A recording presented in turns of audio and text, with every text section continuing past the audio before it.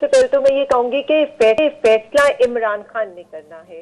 رائے مشورے ظاہر ہے، وہ کاف لیگ ہماری اتحادی ہے، انہوں نے ہمیں دیے ہیں، لیکن حتمی فیصلہ خان صاحب کا یہی ہے کہ اسمبلیاں تو دسمبر میں ہی ڈیزالو ہوں گی اور ہمیں الیکشن کی طرف جانا چاہیے.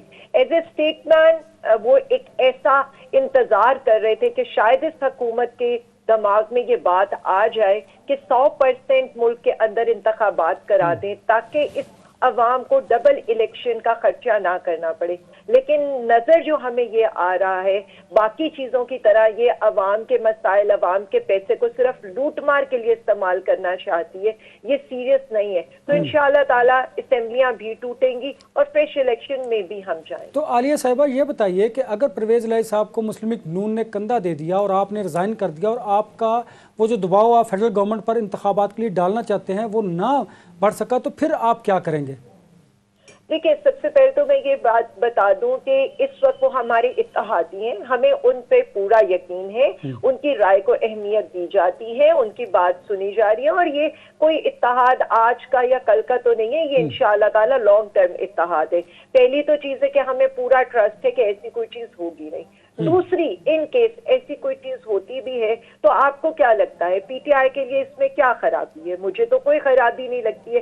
اچھا ہے جو ایکسپوز ہوتا ہے وہ ہوتا جائے، ہمیں تو یہ پرابلم نہیں ہے. دیکھیں، ہمارے ساتھ عوام کھڑی ہے، ہم عوام کے سہارے کے اوپر، اللہ کی ذات کے بعد عوام کے سہارے کے اوپر پوری، جسے کہہ لیں 14 پارٹیاں کیا، میڈیا کا کچھ سیگمنٹ کیا، پورے طاقتور حلقے کیا، سب کے اگینسٹ آ کر کھڑے ہو گئے ہیں. تو ہمیں تو اس چیز کا ڈر نہیں ہے. جو میرا لیڈر ایک ڈائری لے کر نکلا تھا، آج 22 کروڑ عوام اس کے ساتھ کھڑی ہے، اب کوئی اور اس کا ساتھ دے نہ دے.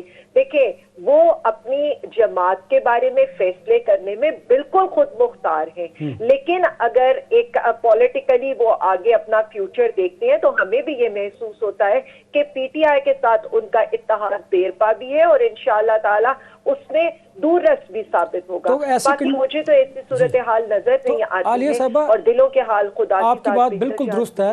عوامی دباؤ کے ذریعے جمہوریت میں آگے بڑھا جاتا ہے، لیکن ہم نے دیکھا کہ جو انتخابات کی تاریخ لینے میں معذرت کے ساتھ پاکستان تحریک انصاف اس طرح کامیاب نہیں ہوئی حقیقی آزادی مارچ میں. اور دوسری بات، آپ کی حکومت میں دور اقتدار میں جو کچھ ہوتا رہا اس کا الزام اب آپ جب اپوزیشن میں لگا رہے ہیں باجوہ صاحب پر، اور کیا آپ نہیں سمجھتی اس سے آپ کے اور اسٹیبلشمنٹ کے جو تعلقات ہیں وہ مزید خراب ہوں گے اور آپ کو عام انتخابات میں بھی اس کا نقصان ہو سکتا ہے؟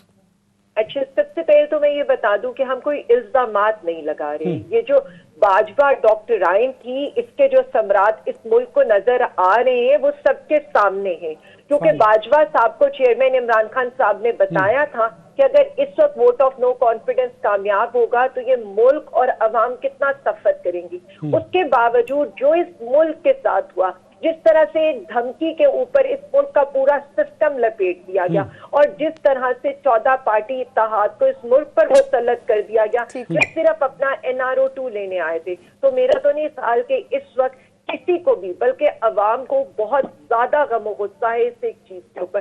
دوسرا، آپ نے یہ کہا کہ جی ہم صرف ایک انتخاب کی ڈیٹ نہیں لے سکے، لیکن باقی جتنا کچھ پی ٹی آئی نے ان 9 مہینوں کے اندر یا 8 مہینے کے اندر گین کیا ہے، میں تو صرف اتنا سمجھتی ہوں کہ ایک جمہوری پارٹی، ایک عوامی پارٹی کے لیے عوام کا ساتھ ہی سب سے زیادہ ضروری ہوتا ہے. تو ہمارے ساتھ تو عوام کا پیار، محبت بالکل شامل ہے اور ہمیں اس کے علاوہ کسی اور چیز کی ضرورت نہیں ہے. اور آپ یہ دیکھیں کہ الیکشن سے بھاگا تبھی جاتا ہے جب آپ کی روٹس عوام میں نہ ہو. الیکشن سے بھاگا تبھی جاتا ہے جب آپ عوام کو فیس نہ کر سکیں.